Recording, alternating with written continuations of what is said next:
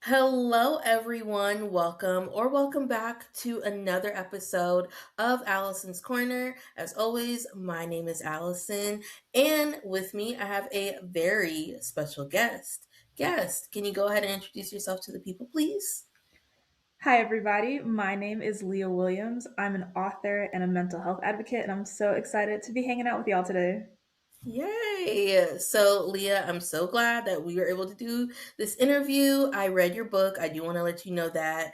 And it was so beautiful. It was beautifully Thank written. you. And it was just beautiful. I really don't have any other words than just like you really captured what it was that you were going through at that time. And of course, we're going to get into it as we go into this interview. And the reason why I really wanted to bring you on is because I feel as though your story is something that people do go through, whether that be in that specific time in their lives when they're younger or life in general, dealing with Mhm. grief, the loss of somebody, the loss of self, all of that. And I think it's beautiful that you captured that in your book and also just your story in general. Thank So, you. you're welcome. Are you ready to get into it? Are you ready I to get into am. today? Alrighty. So we're gonna go ahead and I have some questions for you. And question number one, before we get into everything, who are you outside of your story? So I'm a lot of things, and I am learning so much about myself right now in this time. So, as we'll get into a little later, I originally went to school for supply chain and logistics. So, that's my background, and that's what I did, working for that for 3 years. And then since then, I've been pivoting. A lot of that time has been working on my book and moving into mental health advocacy space. But outside of work, I love to bake. I've recently gotten into salsa dancing. And so I'm just a girl who's learning a lot about myself and growing through this new season. I love that. I love the whimsy of it all. Love Yes. it. Love it. My next question is so, of course, we really want to talk about your book. What really made you decide to write your book? It was really something that I felt called to do. Again, my background is supply chain and logistics. So I liked writing casually. I love to journal. It's one of my favorite forms to process and just get things off my chest. But in terms of a book, I was talking to some of my friends and they were like, hey, you have a story here. I had a really close mentor to me who also said, hey, I think you have a story here. So it was the combination of all of those people in my life who were like, hey, I think you should record this. And so that's how I started writing. Yeah. I love that you said journaling is one of your forms of communication because I feel that way for myself and I know a lot of people do too. And sometimes just getting your thoughts out there is really helpful for what you're dealing with internally. So I love that you were able to turn how you were feeling into your book. And I think that's a beautiful thing. Um, I really want to talk about the time frame before you entered college or when you entered college and before grief entered your life. Can you talk about what you were going through before everything took place? Yep. So in high school, I was a high performer. I went to a pretty competitive high school, and I didn't realize that till I actually went to college, but we had a pretty big graduating class of about 670. So I was always used to competing, always trying to have high grades, high honors, taking the AP classes, doing all the extracurriculars. And Mhm. so that's how I was headed into college. So when I got to college, I was really ready to have fun, but I was also really struggling with that because I knew academics came first. So I was like, oh, how do I balance fun and academics? And so that's really where I was the first semester of college, just really learning that balance, but most importantly, making really important and close friends. Yeah. I understand. And of course, I really want to get into your book. So, can you let the people know? Can you share what you went through after going to college? And you're in this new space as a freshman, trying to manage and juggle it all. Can you explain what took place, if you don't mind, in your own words? Yep. So everything was pretty normal. I was going to school as you're having your average college experience. And so I met a friend. And so we became very close the spring semester of my freshman year. And unfortunately, she died by suicide after spring break of our freshman year. And so that really changed the way that I experienced college, dealing with that grief of losing my friend, processing the guilt I had after losing her, and just how I considered mental health in every aspect of my life and my friend's life after that. Yeah. And I want to say I'm so sorry for your loss, going through that, especially at such a young age. But I do want to ask you, what did grief look like for you in real time when you found out the news of her passing and everything? That's a great question. The first thing was that I just felt everything all at once. And that's something I talk about in my book. From the moment I got the phone call from her mom, I went on a run, and I'm not a runner by any means of the imagination. I just felt like I had all this energy built up inside of me that I had to let out. So the first thing I did was run. And so I was so shocked at how strong all of these feelings were inside of me. But afterwards, I feel like my grief looked like how it does for a lot of other Black women, which is just overworking. I poured myself into school, I poured myself into classes, and I really wasn't taking care of myself. My grades looked pretty great, but I was not doing okay at all. Yeah. Was there a specific moment where you said, "Oh, I'm not okay"? Like, did it hit you at a certain time? Do you remember that? I was shocked in the beginning how fast the grief hit me again from the onset of her mom calling me. But I remember Mhm. a couple weeks after just trying to go to class and feeling like I was dragging myself through the semester that I was like, oh, like this is really heavy. And I'd never experienced grief that heavy before in my life. Yeah. I do want to ask, this is just a side note. How did your environment respond? Like your friends, teachers, other mentors on campus. How did they respond with what you were going through, if they did at all? Some people did and some people didn't, which I think is a good thing to always keep in mind. Like if you're watching this and you have a friend that is grieving, regardless of whether it be a relationship or a personal loss, whether that be again, even the loss of a friendship, even or death, like grief can show up in a lot of different forms and people don't always know how to show up and that can look different for everybody. For me, I had some friends who just like, okay, like let's get her out of her dorm room. Let's make sure she's not by herself. So my friends showing up for me looked like just making sure I wasn't eating alone, especially for dinner after we had band. Some of my professors were really great. They were really understanding. They were flexible with assignment deadlines and they were very understanding. Some of my professors were like, well, this is the real world, so you need to make it work. And that's another thing. Some people are very understanding, some people are not. Overall, the school did a pretty good job of making sure that I was connected to on campus resources pretty immediately. So I could use those if I wanted to or not. Yeah, I do want to like just piggyback off of what you said. It's so interesting when grief takes place in our lives, how everybody else's life moves on, and Mhm. those who are affected by that grief, we wish that time would stand still. I know that from personal experience, and it's so interesting with you saying that some professors are like very understanding, and then other professors are like, oh well, because you would Yep. grace to be extended in certain circumstances, and it's very interesting when you're like, oh, I guess not, I guess it's not going to happen. So yeah, Right. And I that's do. one of those things that people need to remember that people are people. Whether Mhm. you're at work, whether you're at church, whether you're in any social setting and something happens, like you said, for that person, it might feel like their life has come to an end or at least a very strong pause. And then we're Mhm. so wrapped up in the timelines of everything else that we have to do that we forget it's like, hey, like you're a person. I like want to take care of you and check on you first. And that's what we really need to do as a community. No, I agree. I think in using that word community, I think that's spot on. Like, having that community with you, even like you said, your friends eating with you, making sure that you were okay. I feel like having them in those moments, even though it's small, it matters in the big scale of things. So for sure.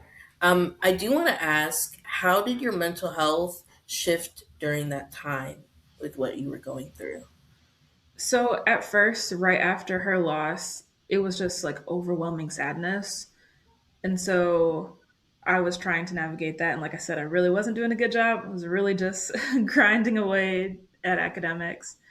But then as time continued on, as I went into sophomore year and the anniversary of her death came up, I was starting to feel this wave of emotions.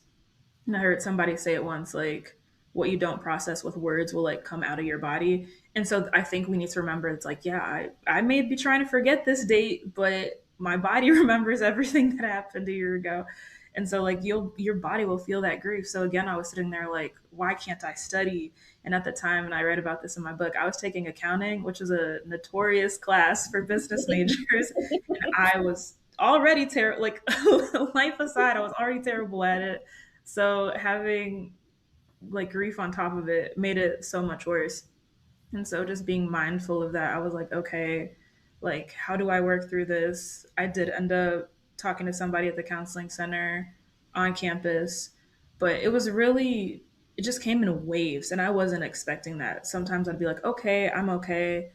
And then sometimes I was like, I'm not okay, and things would feel very heavy and overwhelming. And that is really what I write about the rest of my book, especially headed into junior year when things got really heavy. Yeah, yeah. No, for sure. Definitely, the body does keep score. That is one thing I always tell people. Your body definitely holds on to your trauma in ways that we're not even conscious of. Um, did you feel like there was a space for you when you were in college to just struggle openly, or did you feel like you had to kind of hold everything in? I felt like I had to hold a lot of things in, but part of that with my story is that I felt a lot of guilt because my friend died by suicide and she confided in me that she was having those thoughts. A lot of, again, yes, I was experiencing grief because of her loss, but I was also experiencing guilt because I thought I could have saved her. So that was something that took me a lot longer to process than the grief itself. Yeah, yeah. I do have one question, and this could be to your school specifically, or college in general. But do you think that what do you think colleges get wrong about supporting students through their grief, and what do you think they get right? I think for my school experience, I would say the thing that they got right was reaching out to students who were close to this individual and then providing them support. That is also very difficult because you're at the mercy of what the parents know and the names, that a student has shared. So even they can give those names to the school. So of course, the school will send a general message, so and so has passed away. If you need resources, they're available, and that's great. But like I said, that extra layer of being personally reached out to because they knew how close I was to her was something that I did think the school did good. Something that I think colleges in general can do better at is making sure that counseling centers are fully staffed. I personally did not have this experience at my school, but I had a lot of other friends. And this was like right before COVID, so like 2018, 2019, that the counseling and mental health services just were not staffed. And so when you go to a bigger school, it can be harder to get a counseling appointment because the volume of students is just so big that they don't have the staffing to support it. But the reality is that you have a lot of students that even if they're not in crisis, they're probably going through some mental health challenge at any given time. So we do need to make sure that there's staffing at colleges to support the students. So when they come to get help, they're not turned away. Yeah, no, I definitely agree because I remember when I was in college, the mental health services was not fully staffed, and that was a continuous issue that we had my whole years going there. I don't know what it's like now, but you mentioning that brought that to my mind, and I'm like, yeah, that that's definitely Yeah. a big deal that needs to be, Mm-hmm. definitely rectified. Um, Mm-hmm. but yeah, I remember that as well on my college campus. Um, I do want to ask during this time, were there any coping mechanisms that you leaned on? And they can be healthy or unhealthy, whichever one. There was a mix of both. Like I said, I was overworking. I cannot overstate that enough. Like I was, I don't even want to say I was locked in because I feel like that has a connotation of like good focus. It was like Mhm. I was just forcing myself to focus on academics, so I wasn't processing my feelings. Mhm. Um, and that's one thing, even now, that sometimes I kind of regret. I was like, oh man, I wonder how my grieving process would have been different if I took time to slow down and just feel my feelings instead of just pushing through all of my classes. Like I Yeah. said, some of the good things that I did, making sure I was surrounded by people, that was something really good I did. And like I talked about, my friends inviting me to the dining hall for dinner. Or another really helpful thing my friends did is if we were studying in groups, and we would, for our friend group, we would always meet up. None of us were like the same major, but it would always be about studying in the same room with people. And so those times, just making sure that I wasn't alone, that was extremely helpful for me. Yeah. Did grief change how you saw yourself as a student or even as a person? I think grief changed how I saw people for sure, especially like I said, losing her by suicide. It The heaviness of that really changed the lens of which I saw other people through. I was like, okay, are they struggling? Are they struggling? And sometimes I was even putting more pressure on myself than I should have even had in the first place. But that is that is definitely how I would say how it would change how I saw people. Now that I'm like older and I've written the book and I'm past it in the sense of I don't feel the heaviness, it's given me a lot of compassion to when other people are grieving, again, regardless of what it is. It allows me to approach it slower, not more of a, like, oh, get over it. Just like really having the ability now to sit with somebody and be like, hey, you're sad and that's okay. And it's not going to be like this forever, but it is right now and let's sit with it. Yeah. Yeah. Did you ever feel alone even when you were around people?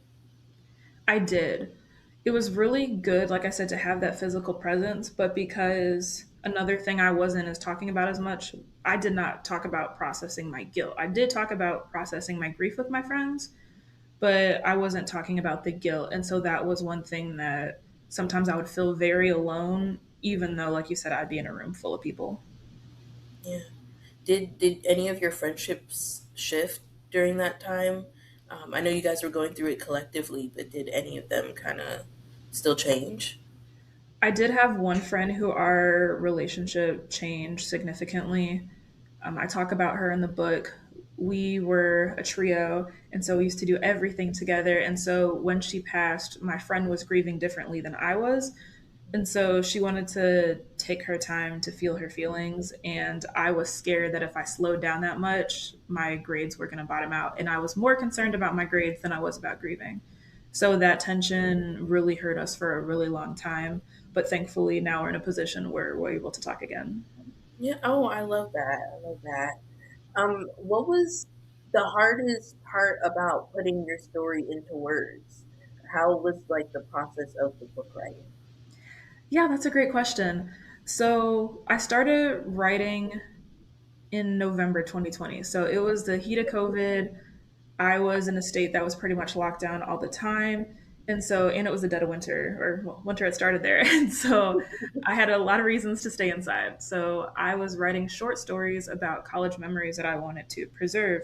So actually, I started by writing the NYC chapter. At the time, I didn't know it was that, but it was a shorter story. And so that is how I started writing that. And then I sat on that for about 2 years. And that's when I was sharing my story with my mentor. She was like, you have something here.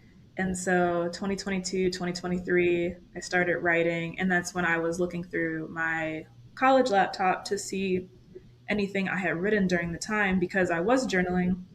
And so I got to pull out those journal entries that I was writing during that time I was actually processing. And then so I started pulling those journal entries together with my short story. And then I made an outline and I started writing. I love that. I love that. When you were writing, did this book kind of heal you, or did it reopen any wounds you might have felt? It did both. I think those wounds needed to be reopened to be fully healed. One Hmm. thing I wasn't expecting was how emotional it was going to be because writing some of those scenes again, especially New York City, really felt like I was reliving some of those thoughts again, and that was really hard.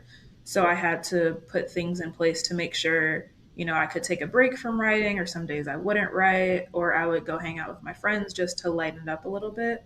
But one of the most healing things that came from this adventure was reaching out to my friend who passed her parents. And so I hadn't spoken to them since she passed, which I talk about in the book was in 2017.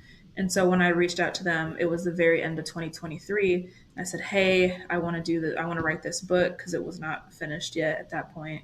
I had finished chapter 1 and 2, I think.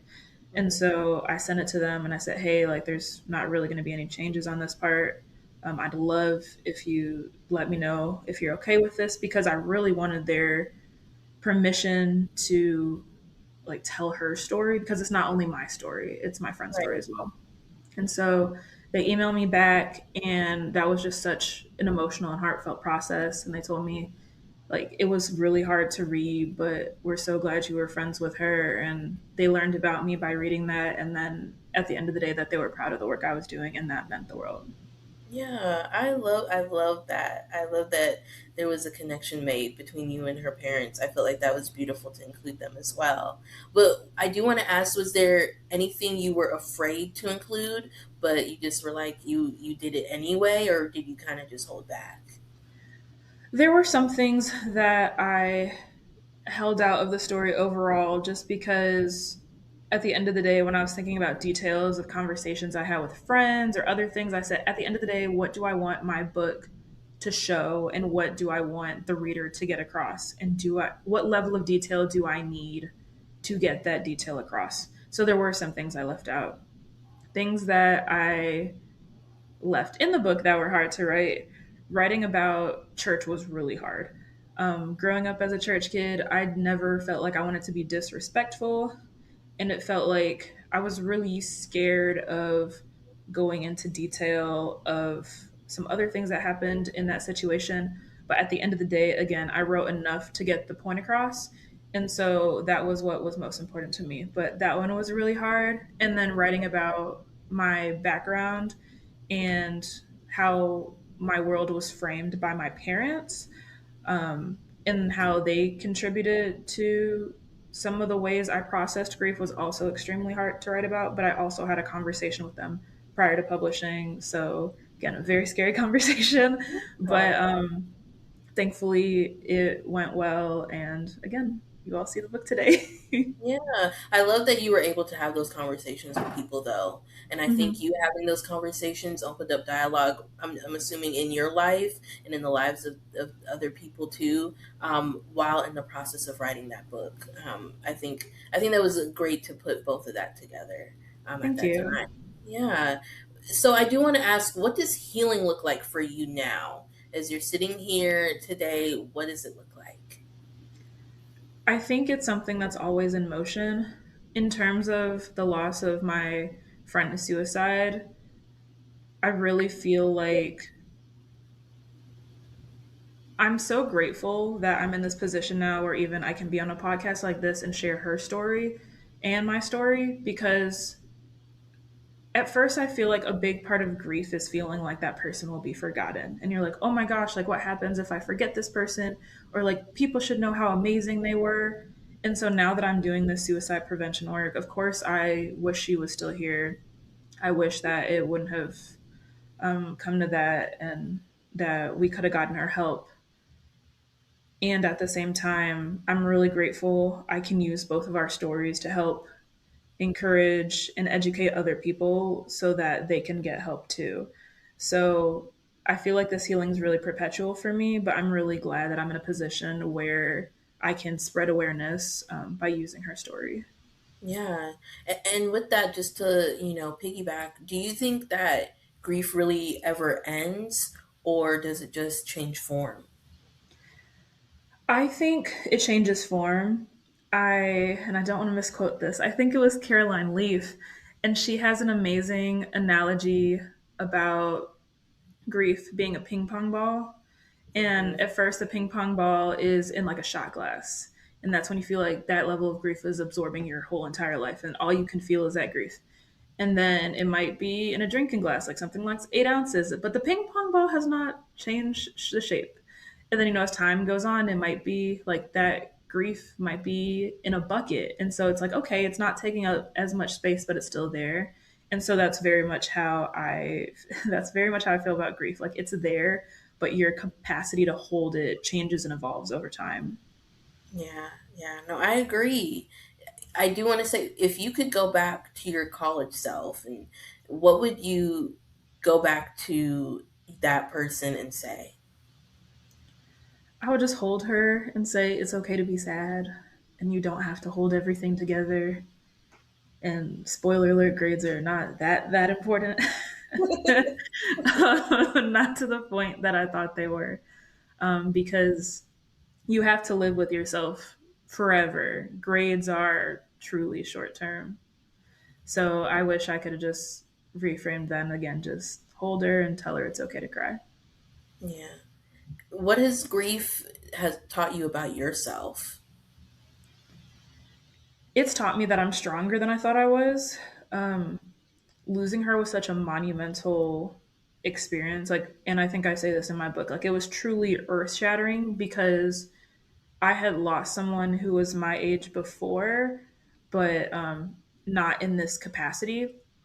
So I really struggled with I really struggled with that. But again, I'm just grateful I was able to work through that and then just be able to grow from it. And like I said, there's so well as you said, there's a lot I learned, and even as I've experienced losses now. So again, I was 19 when she passed. I've had other people close to me pass in the time since, and I've had a better grip on how to grieve these other people I've lost because I learned how to grieve when I was 19. Yeah. What would you say to somebody who is in college right now who is grieving? I would say make space for your sadness. If you suppress your sadness, which again, it feels easy to do because you're like, okay, I have this assignment due, I'll push it up. I have this assignment due, I'll push it off. But you have to create space for it. Now, what that looks like for you can change to every individual, but you have to make space for it. One thing that my therapist told me is that you cannot ground yourself to lies, you can only ground yourself to truth. And I think that's really powerful because, again, if you're like, I'm okay, I'm okay, I'm okay, your nervous system knows you're not okay. So you're wondering why you feel that feeling right here. But the reality is that you can only ground yourself to truth. Yeah. I want to ask, how can friends be better support systems to someone who's going through grief? I think one thing that friends can do is they can ask that person how they can show up. I know that can seem kind of taboo because sometimes a person may not know what they need, and that's okay. And sometimes, again, that means just sitting with them. I want to make sure like we as a community don't underestimate the importance of presence because sometimes you don't need to talk. Sometimes my friends call me upset. I have nothing good to say to them. I can't fix their situation. They just want presence. And Hmm. so if you have a friend that's going through grief, like I said, maybe they'll have a suggestion of, they'll be like, hey, come study with me. Hey, come sit with me. I don't feel like doing something fun, but let's go sit in the sun. Let's go get some vitamin D for a little bit. So they might have suggestions, but if they don't, just offer a time, be like, hey, let's go out to that restaurant that you like to eat, or hey, let's go get snacks from the dining hall and chill on the green and have fun. So as long as we keep showing up for those people in our lives, that's the most effective thing we can do. Yeah, I love that. And just asking and seeing what it is that they need and really being there. What are some small, realistic ways to take care of your mental health when you're going through a heavy season in life? I think that depends on the person. I can tell you that as I've gone through my changes, like I said, since leaving my corporate career and really pursuing my book, my hobbies and needs have changed since I've moved and been in different locations. And so when I relocated, that's when I started salsa dancing. I had never done it before. And that was just something that I was like, okay, this is adding joy to my life. So I'm going to keep doing it. Yeah, In previous seasons, it used to look like baking. Even in college, I used to bake. And so that would be one thing I'd be like, okay, I'm going to bake and then, leave the treats out for, the rest of the building. But really finding those things that you like to do and then having something that you can do by yourself and then find something that you can do with other people, I think are both really helpful. yeah. No, for sure. And even a little bit more with that, what does being okay actually look like to you now? Being okay to me looks like acknowledging how I'm feeling. Sometimes I think that being okay means you have it together. That's how I used to interpret that. And sometimes, like, being sad is okay. Life is heavy. Being angry is okay. Injustices happen. Like, Mhm. again, I'm really standing on that statement my therapist told me. You have to ground yourself to truth.